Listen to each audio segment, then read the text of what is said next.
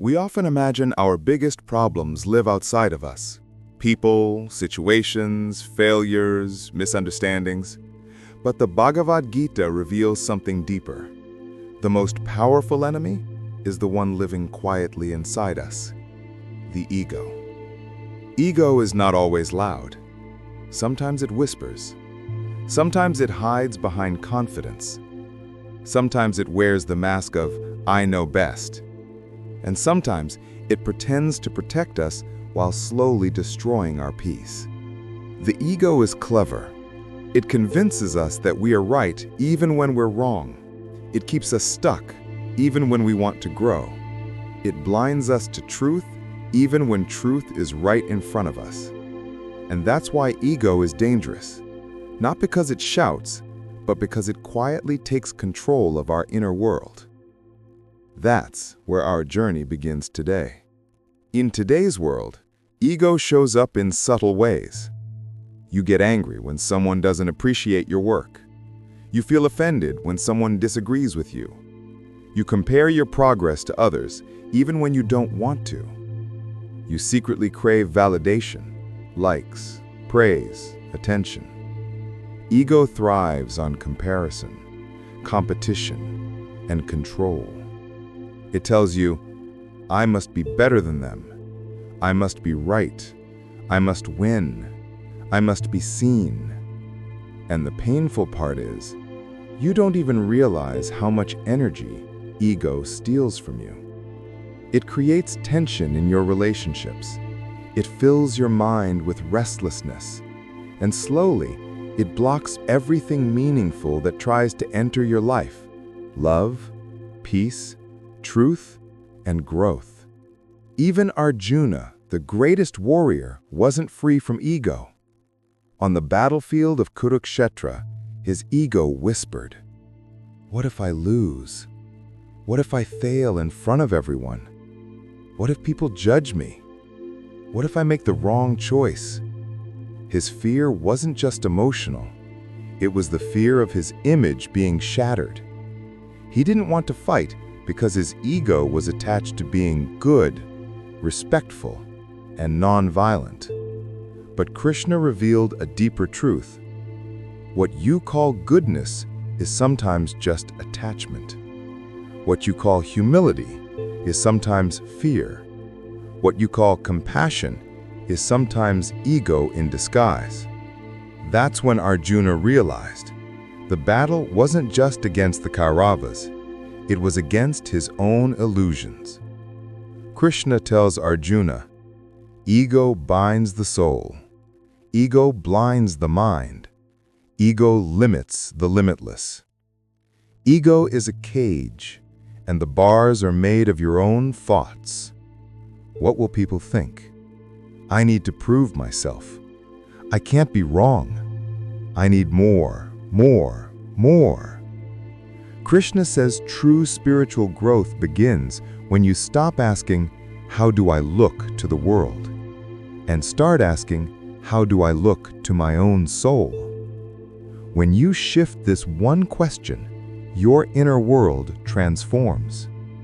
The ego is obsessed with I, me, mine, my success, my image, my achievement, my story. But Krishna reveals, anything that begins with my, eventually ends with suffering. Because life is not meant to revolve around the ego. It is meant to revolve around truth, purpose, and higher awareness. Ego says, I am the doer. Krishna says, you are the instrument. Ego clings. Awareness flows. Ego demands. Awareness receives. Ego competes. Awareness cooperates. That's why ego blocks spiritual growth. It traps you in smallness. Think of a moment when someone corrected you, and you immediately felt angry. Why? Because ego hates correction. Think of a moment when someone else succeeded, and you felt uncomfortable. Why? Because ego hates equality. Think of a moment when you failed and you felt ashamed. Why? Because ego hates vulnerability. Ego turns everything into a personal attack. It blocks learning, it blocks compassion, it blocks humility. It turns life into a constant battle, not with the world, but with yourself. There comes a point when life gives you a shock, a moment that cracks your ego wide open. Failure, rejection, loss, breakdown, silence. In that moment, you realize something powerful. The ego was never protecting you. It was only protecting itself. When ego breaks, truth enters. When truth enters, clarity rises. When clarity rises, peace begins. This is the beginning of spiritual awakening. Krishna reminds Arjuna, only the humble can learn. Only the open can grow. Only the surrendered can evolve.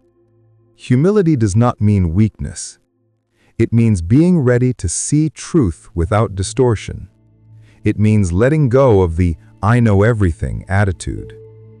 It means understanding that you are a student of life, always. Humility isn't the opposite of strength. It is the root of strength. Ego says, "I know." Humility says, "Let me learn." Ego says, "I don't need help." Humility says, "Guide me." Ego says, "I am everything." Humility says, "I am part of something much bigger." And that is where true spiritual growth begins.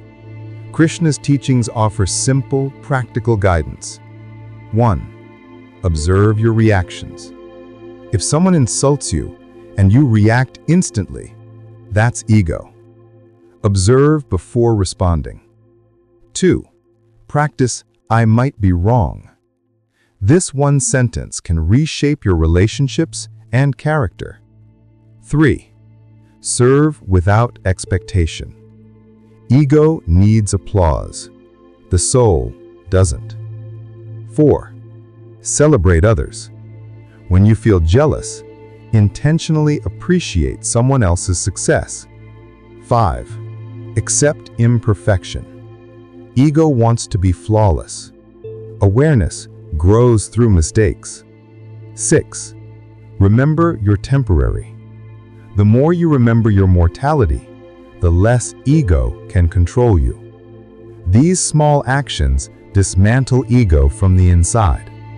When ego dissolves, something incredible happens. You stop taking things personally. You stop competing with everyone. You stop overthinking what people think of you. You stop chasing validation. You stop living through fear. You begin experiencing life through peace, clarity, purpose, and surrender. This is the state where work becomes worship, service becomes joy, success becomes graceful, relationships become effortless, life becomes lighter. This is the freedom Krishna wants for you. Today's lesson from the Bhagavad Gita. Ego blocks growth. Humility opens the path. Awareness sets you free.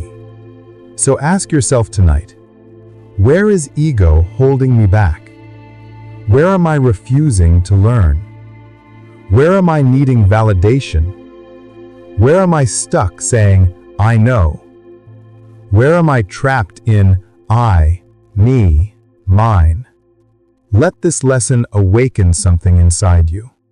Because the moment you drop your ego, you rise into your true self, the self that is calm, clear, courageous, and connected to Krishna. Remember, you cannot grow spiritually while protecting your ego, and you cannot protect your ego while seeking truth. Choose truth. Choose humility. Choose growth. That's the path of the awakened warrior.